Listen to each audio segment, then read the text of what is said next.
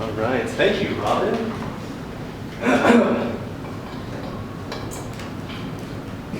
So good morning, everyone. My name is Julian Placino, and for the past 10 years, I've been working in the field of professional recruitment and staffing.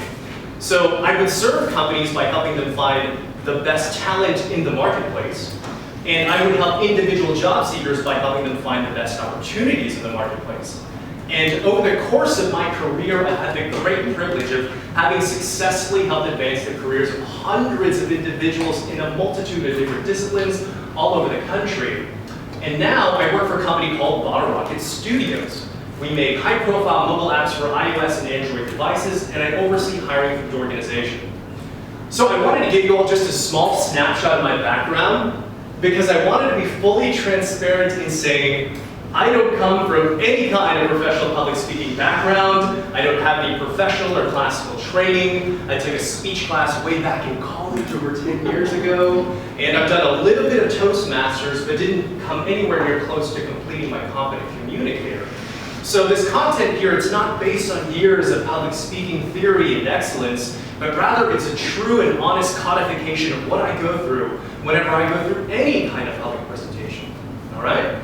So here's the agenda. We're going to talk about 3 points, and that's basically it.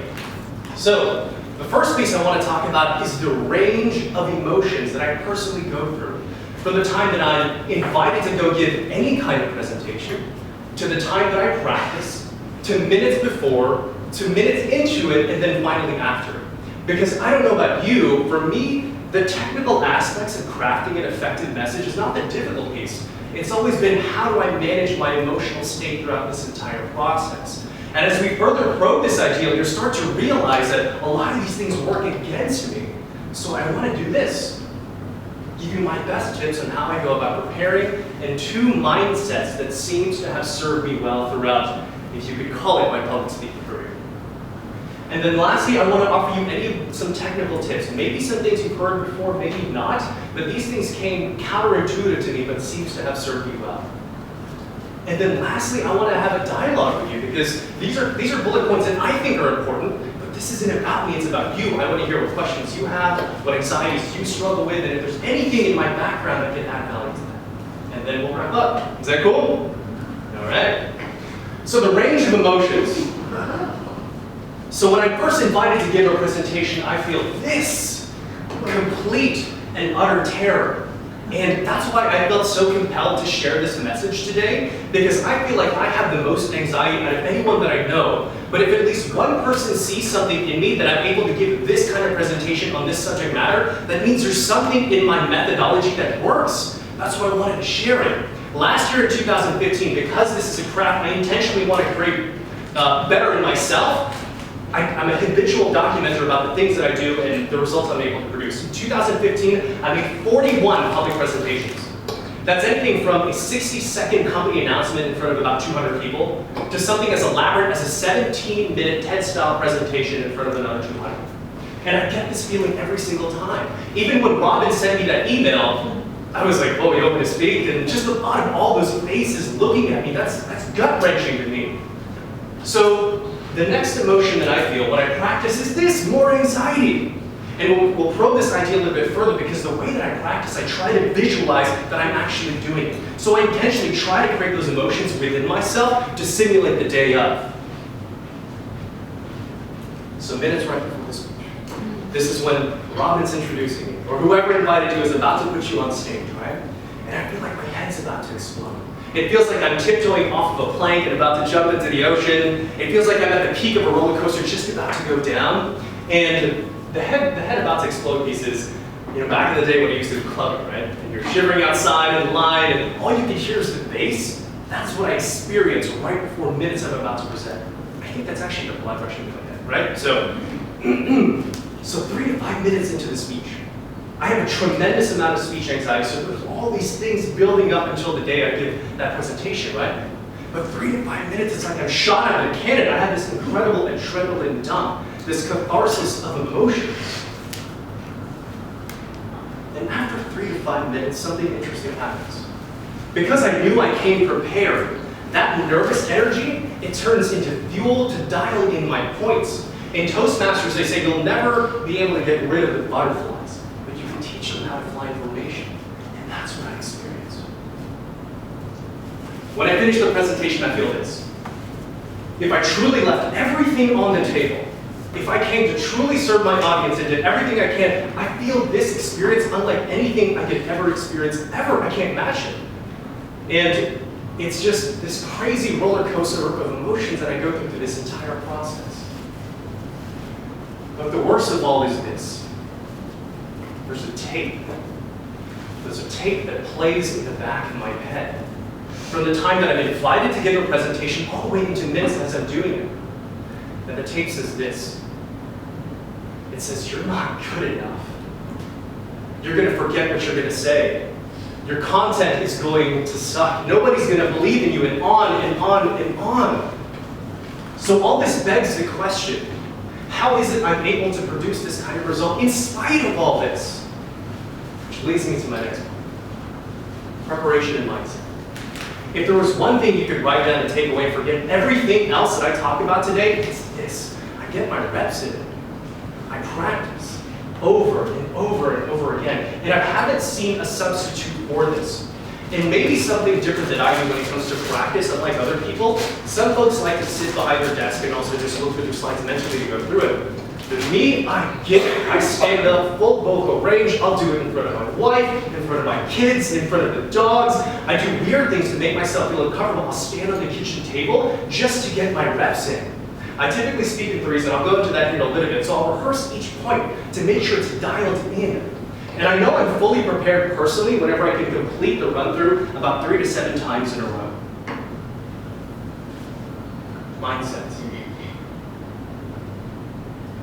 So what I learned about speaking at a bar in Tampa.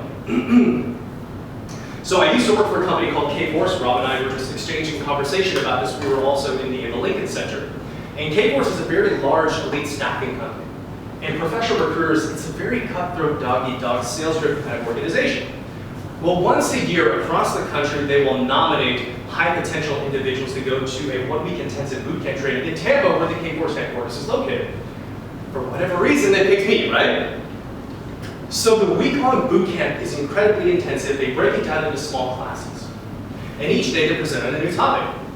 And each day, if there was one student who had some kind of excellent answer or had great participation, they would name him or her the champion of the day. And it was this crazy celebration, like they would put a WWE wrestling style belt on you, and it was this big dramatization. It was really fun and everything. But one of the duties of this champion was to codify the information of that day, then teach it the next morning. So having this anxiety, I would sandbag it all the way through just so I wouldn't get picked. But for whatever reason, on the third day, they picked me to be champion. And I wore the belt, and my boss gave me props and everything like that. Man, I just knew I was gut-wrenching nervous of making this presentation. And class gets out at 5 o'clock in the afternoon, and then we resume at 7 o'clock a.m., and there was very little time to prepare. So although I was excited about being nominated champion, I was so worried about this presentation. Well, I did the only thing I knew how to do back in the day, and I promise you I've developed better coping mechanisms to calm down my nerves when I went to the bar. And I had a couple drinks to simmer me down a little bit and continue my practice and preparation there. Well, a gentleman sat down next to me, he struck up a conversation, and he saw that I was visibly nervous. So I didn't really want to talk to him, but he exchanged conversation, we introduced ourselves, and he found out what I was doing. This individual turned out to be a professional salesman. He was a medical device salesperson, and according to him, I conducted thousands of presentations. And I knew he had experience that could serve me in that moment. So I asked him, sir, if there was one piece of advice that you could offer me that could make me not nervous and help me deliver a great presentation, what would it be? Well, I wish I could have captured this man's information because I would have thanked him 1,000 times over because it continues to serve me to this day. And he said this. He said, focus on the message and be yourself. The reason why I was so nervous, I was focusing on what I was going to look like, what people were going to think of me, what I was going to look from an aesthetic perspective. Instead of dialing on making great content, and I don't know about you, I'm a terrible multitasker. I can't do a lot of things at one time. But when I throw all of my laser focus into one thing, I forget about everything else. So focus on the message and be yourself. That helps me, and I hope it helps you too. What Tammy Evans taught me. So Tammy Evans is actually a professional actress. She's been on TV, she's been on sitcoms, she's done thousands of speeches, she's done many voiceovers, a real veteran of the media space, and she's actually also the AT&T whole-time lady. Well, the NSA is the National Speakers Association. Once a month they have these meetings, and this organization is a little bit different than Toastmasters, where it's more professional speakers turning speaking into a business. Well, she was there the one day that I went, and she was telling a story of how she was the most nervous about one particular invitation. And it was the NSA keynote. And admittedly, she was incredibly nervous about this because she'd be presenting in front of a bunch of other professional speakers. And this went on until she was actually going to present. So it was the day of the presentation, and she was sitting behind the curtains getting ready to be introduced. And she was about to have a nervous breakdown. Well, the individual that invited her to speak was announcing her right there at the stage. And he looked to his right and saw that she was shaking and really, really nervous. And this gentleman put the audience on hold. He looked at Tammy's right and walked over to her. And he held her by the hands. He looked her in the eyes and said this: "Love your audience." I don't know if that feels a little woo-woo to you, but whenever I put myself in the form of a servant, when I'm earnestly trying to serve whoever it is with my content, I become fearless, I become bulletproof. Like when you volunteer for an opportunity, that caliber of work skyrockets because nobody's having to pay you for anything, right? It's a different level of activity I'm able to produce whenever I focus on the message. I'm truly trying to be the best version of myself, and I'm loving each and every one of you. So I don't know how that falls on you, but it works for me. So here's some of my tips. I completely memorized the intro. Hi, my name is Julian Placido. For the past 10 years, I've been working in the field of professional recruitment and staffing. Over the course of my career, I've had the great privilege. That's canned. I memorized that. But I do that for a few reasons. Number one, because I know it's memorized, nothing can come in between me and shooting that intro out. But also in the moment, it links me to my subconscious, where it brings me back to the many repetitions of how I practice it. So on a note on making effective introductions. So as recruiters, we make a lot of cold calls. We have to call a lot of strangers and ask and elicit sensitive information from them, like how much money do you make, why are you looking for a job, and things like that. And one of the great recruiting thought leaders, his name is Glenn Cathy, the Boolean black belt. Well, he said, whenever you're approaching a cold conversation, think about this psychology of the audience. They're thinking, if I don't know you, I don't owe you.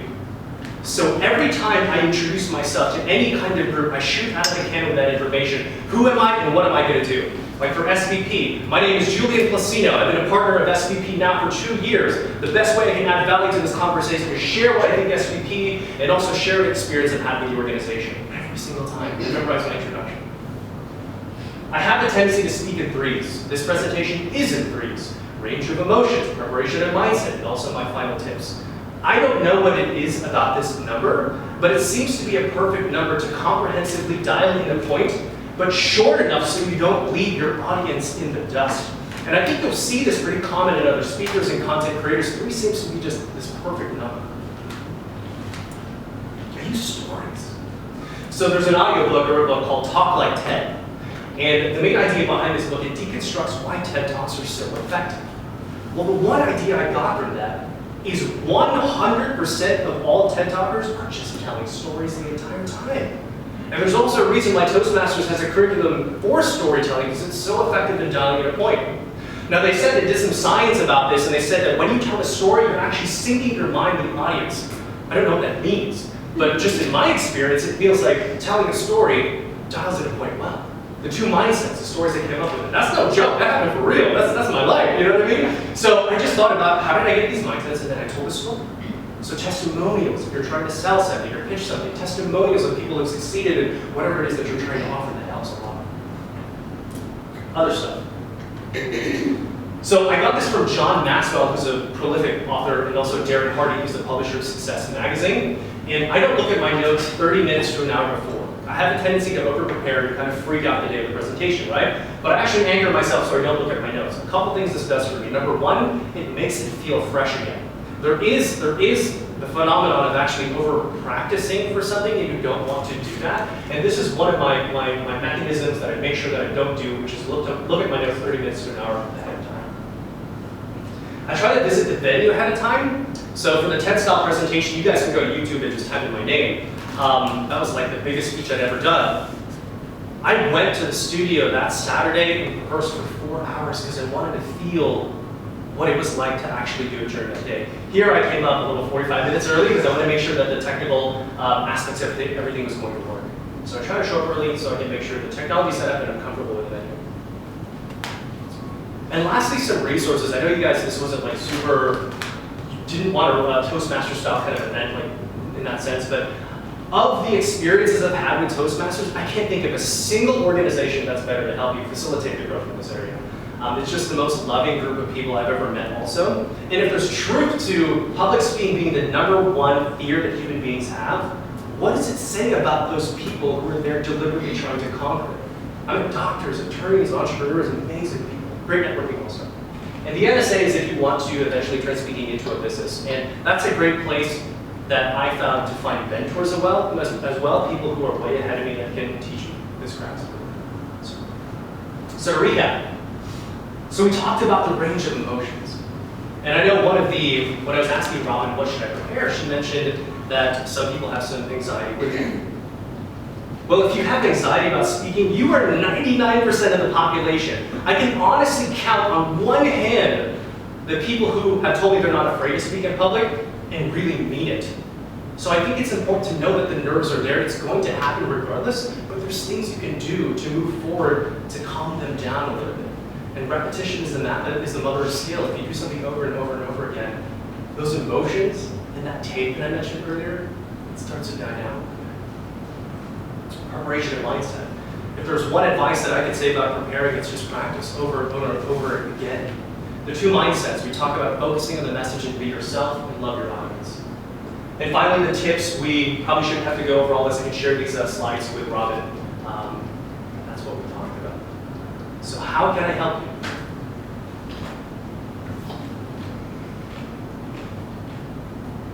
I have a question, but I just Sorry. What would you, how would you handle like the situation with the audience just not being checked in or, so I do our membership program and a lot of the presentations I give, you'll have a boss or two that during a sales meeting or a staff meeting, they have you come in and they're interested in hearing what you have to say, but inevitably other people in the meeting are looking at their phone. I had like a very old man one time fall asleep in the front row. Really? Yeah. Too bad Linda's not here because I think he was actually snoring. He should have retired 20 years ago, but it completely threw me off because I'm sitting there talking and the guy is literally asleep in the front row. So do you have any tips on I think my tips how to before, overcome an unengaged audience? Yeah, so you know what I typically try to do also is I try to go early so I can greet people individually, so I can build a little bit of rapport. So if you know that person's name and they know yours, there's a little bit more onus for them to kind of pay attention, right? So I try to greet everybody on the way in. Also, if you sense that your audience is kind of maybe dozing off a little bit, I'd ask questions just to kind of wake them up. And I think it also depends on sort of the subject matter that you're presenting. And if you add the stories, that seems to help also get people engaged. So. In all fairness to me, he was already asleep. Was he? Okay, very good. I didn't notice. It was just distracting. So a lot of us have to speak sort of unpreparedly at board meetings and those sorts of things. You know, you're asked questions. How do you prepare for the more impromptu kinds of opportunities as well? So that really just takes more practice and also repetition. I know some people who are just great with just speaking impromptu. I'm not one of those people, but that's more of a practice and repetition kind of thing. If you know that kind of thing is going to happen, I think it makes sense to sort of research the topic and get educated a little bit about the subject matter so you can say something when that comes to you. So So when that happens, like how much notice do you usually have? Well, I mean, if you know you're gonna be sitting in a board meeting, then you're always, Yeah, a there you go. potential victim. right? So- So, I think all of us are pretty good at knowing our subject matters, and, that does, our social media, for example. So, Mm-hmm. you probably would never go to a board meeting without having, I know how many hits we got on the website, and, Perfect. those kinds of things. So I think a lot of it is just, it's less about being unfamiliar with the topic and more about, I didn't know I was gonna get called on with this, And, I guess it's more about going into a meeting and realizing that always realizing there's a potential that somebody's gonna ask you a question. And if it's about your subject matter, then you should probably just kind of know what you're talking about. But- Yeah, especially if you have your own expertise, there's probably, well, I don't know how much tenure you guys have, but typically there's a rhythm to these kinds of meetings, so you'll have an idea of what you need to prepare for ahead of time, so. I have a question. Yeah. What do you suggest about to do about body language? And if you're using your hands too much, or what are some tips on that? The camera right there. Yeah. So you record yourself just Mhm. one. Yeah, I have a lot of sort of annoying tendencies. I use a lot of fillers like so and also like. I have a tendency to Right. slouch whenever I do this, and I'm doing this so I can get better at this. So recording yourself is a good way. Everybody here's got an iPhone, so I'd probably try that. I noticed you have no notes. Yeah. I mean, So memorization. yeah. Nothing to prompt you along the way. For me, it's my slides that are my notes. So I try not to memorize the actual word track, but I try to get the subject matter in my bones, and that's where the preparation comes from. Because I was so excited when Robin asked me to do this, because whenever I'm asked to speak, it's usually about my discipline, about recruiting, how to get a job, how to write a resume. But now this has been a beast I've been trying to slay since probably for the past 10 years, and now I have one opportunity to share it. So I think it also matters like how passionate you are about your subject matter also. Because this stuff here, I could talk about it all day long, because it's something I've lived for the past 10 years. So your practice is less about memorizing the way you're going to say things. It's about understanding your subject matter and getting comfortable with maybe, I don't know, being a little bit more impromptu once you get up there and kind of just roll with what you feel like you need to say in that moment because you were comfortable with what you're saying. Is that? Yeah, so once I have the outline, part of the reason why when I practice, I'm actually giving the presentation, because I want to experience the physiology of me making sound with my voice and also gesturing, and then sometimes when I say something out loud and nobody's around, I'm like, okay, that didn't work out. And then I try to say it another way, and all that, and the repetition, it sort of programs it into your subconscious, so it comes out in the moment. So yeah, that's why I say when you practice, get up and practice, do it. Do it in front of someone, do it in front of the mirror, do it in front of the camera, and in my experience, if I can run through 3 to 7 times, I'm prepared. Sometimes when I speak, I get off track because I find something that bubbles up, and I'm like, oh, I need to tell this story right now, and then that throws me off a little bit. Right, how do you So, get back on? yeah, so I have to get back on track. And not be like, oh, wait, where was I? Yeah. Yeah. But sometimes I just say, I got a little off track there, let me get back to my point, and that kind of helps me then kind of take it back to where I was in my brain after I practiced. So that's where you know what you want to say, the repetition is there, and then you kind of pull it back to, oh, I got off track there, now I'm supposed to be back over here. But sometimes just saying that out loud helps me reorient my brain to that. Sometimes it's effective and sometimes it's not. So when you structure your practice, Robin, what does it look like? For me, it's more about it's not about actually doing it, and sometimes it is, depending on how big the presentation is, but for me, it's more about going over it in front of me. I'm much more visual that way. Yeah. I probably ought to be more verbal and do it out loud. But for me, it's more about going back over the slides, going back over my notes, and just repeatedly going through. And sometimes I also actually write it out, but I'm not reading it. It's just good for me to make that eye-hand connection repetition, so that as I'm typing it or writing it or whatever, the more times I go through it, I change things, I mark things out, and then I will just put it down for a little while and then come back to it and do that again. Or I'll go, that doesn't make sense, I need to beef this up. So that's sort of my repetition, is more about taking my notes and whittling them down, or literally writing out my speech and then whittling it down, because that helps me to kind of just continue to, that's my repetition, really. Have you gotten into a situation where you've done all the preparation beforehand, you get up in front of everything, you still get go voice or a little bit of shaking hands? It happens every time. It happens So how do today. you- You know, it's so if there's any one kind of natural thing about me, maybe it's I don't look nervous in front of strangers when I am nervous, but people who know me know that, right? So that's the whole 3 to 5 minutes. But really, once you start going for 3 to 5 minutes and you realize nobody's heckling you, nobody's throwing a tomato or anything, you're like, okay, this is not as bad as I thought. You know what I mean? So yeah, it's just getting through that. And my confidence as a presenter comes from my preparations. I remember when I was in speech class a long time ago, 2 years ago too. I would be confident going into it, and then about 3 to 5 minutes, and that's when I would get all of the nerves. So, and then I'd get, shaky, and then at that point, everybody's looking at you. And so I had a hard time transitioning out of that nervousness to get to the end of the speech. I don't know if that's a lack of preparation thing or what, but I kind of reverse order. Yeah, well, there's some things I've heard other speakers do, and I try it myself. Like beforehand, I'll do some deep breathing, like a 3 count in, hold for 3 count, and exhale 8 counts. And the relaxation actually comes on the exhale, so that's kind of what you want to focus on. So research deep breathing, that seems to help. It'll oxygenate your brain, your blood, and everything like that. Also, I try to eat some kind of fruit beforehand also.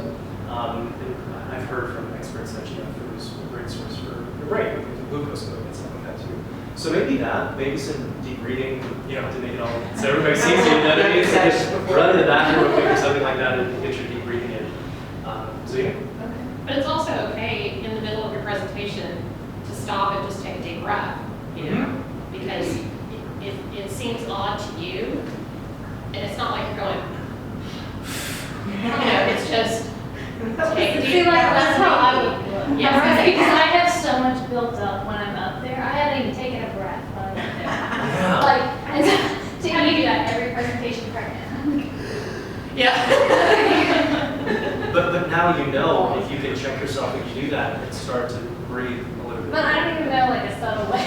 Like, A subtle way it to looks do it. so ridiculous if I breathe Yeah. out at the audience.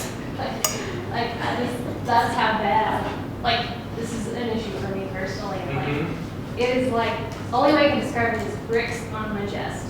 Yeah. Like 100 bricks, and I can barely breathe when I get up there, and then it's just like, I can't let go of it when Yeah. I'm up there.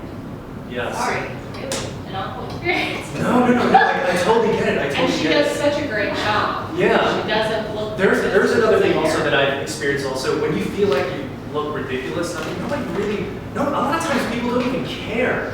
You know what I mean? And this is also part of the mindset thing, focusing on the message and not yourself. I think when everyone experiences any kind of suffering or anything like that, it's because they're thinking about themselves, not thinking about the audience. So try to train your mind to do that. Focus on really sharing what you have to say because you are a subject matter expert and your confidence should come from it. Can we hold on to that piece about the audience for a second? Because my question is kind of about reactivity versus preparedness. Because I'm saying, like, I have to prepare, I have to over-prepare, but then, if you're there and somebody falls asleep, or if you're there and people start to seem to trail off, and that's something that you had to prepare for, how do you balance that kind of reactivity versus preparedness, and how do you change midstream if you need to, or how do you do that since you seem to have done presentations before? I don't know if you've had that different experiences where the audience reacts to you guys. How do you kind of speak to the audience where they're at when you can't really prepare 100% for that? So I haven't exactly experienced that before, but I think what I would do in that case is I would ask some questions. I would maybe even ask everybody to get up, maybe take a deep breath, shake their arms out a little bit just to wake them all up, and then resume the conversation. So when you say change midstreams, are you talking about the completely changing the content of what you were I talking don't know. about? I think that's tough, right? Because you you in most cases have something that you have to get across to them, but you can tell they're like about to fall asleep, or maybe it's the end of the day and you happen to catch them at a bad time, or I don't know, Yeah. whatever it is, but